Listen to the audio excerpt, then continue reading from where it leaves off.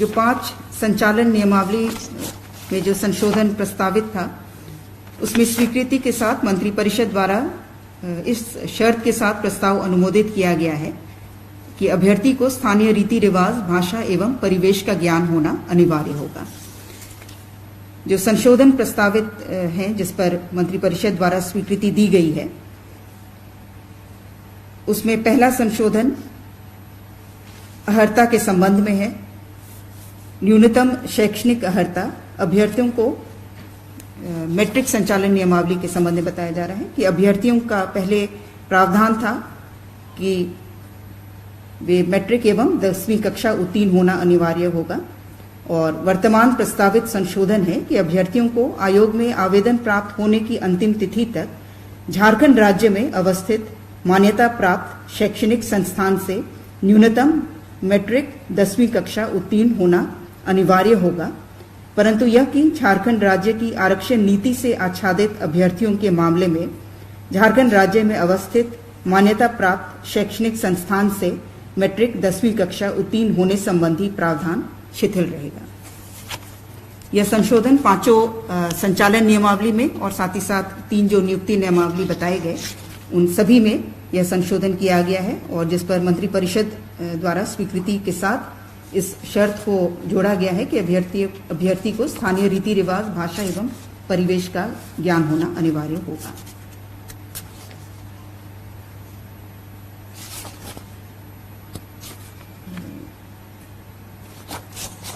प्रारंभिक और मुख्य परीक्षा के स्थान पर जो परीक्षा का स्वरूप है, यह पूर्व से ही मैट्रिक और इंटर के स्तर के लिए कर्मचारी चयन आयोग द्वारा यह संशोधन किया गया था कि सिर्फ मुख्य परीक्षा होगी, लेकिन ये कार्मिक प्रशासनिक राजभाषा विभाग के जो 5 संचालन नियमावली है, इसमें स्नातक के लिए भी प्रारंभिक परीक्षा को समाप्त करते हुए सभी परीक्षाओं के लिए परीक्षा एक चरण मात्र मुख्य परीक्षा ली जाएगी, यह प्रावधान रखा गया है।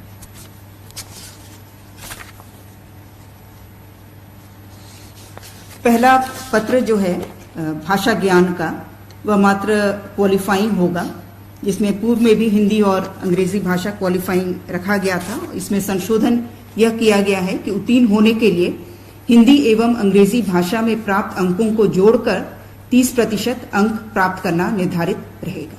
जो पहले अलग अलग हिंदी में 30 और अंग्रेजी में 30 का क्वालिफाइंग रखा गया था, वह अब जोड़ करके संयुक्त रूप से क्वालिफाइंग निर्धारित किया जाएगा। और इस पत्र में प्राप्त अंक मेधा सूची निर्धारण के लिए नहीं जोड़ा जाएगा। पत्र 2 चिन्हित क्षेत्रीय जनजातीय भाषा में 30% अंक प्राप्त करना अनिवार्य होगा। पत्र 3 सामान्य ज्ञान में 30% अंक प्राप्त करना अनिवार्य होगा। और पत्र 2 जो कि चिन्हित क्षेत्रीय और जनजातीय भाषा है, और पत्र 3 जो कि सामान्य ज्ञान है, इन दोनों पत्रों में प्राप्त अंकों को जोड़कर समेकित अंकों के आधार पर मेधा सूची का निर्धारण किया जाएगा। हाँ, पेपर 2 हो गया चिन्हित क्षेत्रीय एवं जनजातीय भाषा, और पेपर 3 हो गया सामान्य ज्ञान। दोनों में इंडिविजुअली पास करना होगा, 30% अंक लाना होगा, और पेपर 2 और 3 को जोड़ करके मेधा सूची का निर्धारण होगा। जो क्षेत्रीय और जनजातीय भाषा चिन्हित हैं, उसमें संशोधन है।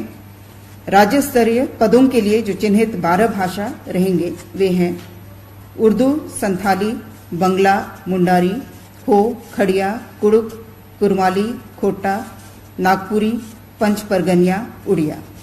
ये राज्य स्तरीय के लिए ये 12 भाषा किसी एक भाषा की परीक्षा में विकल्प के आधार पर अभ्यर्थी परीक्षा दे सकते हैं। ये 12 भाषा चिन्हित किए गए हैं।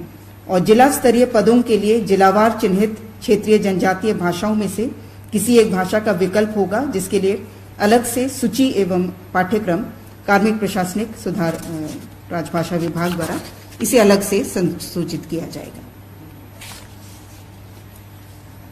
तो मुख्य रूप से यही संशोधन है जो कि सभी संचालन नियमावली जो 5 और 3 नियुक्ति नियमावली में संशोधन प्रस्तावित है, यही संशोधन सभी में किए गए हैं। धन्यवाद।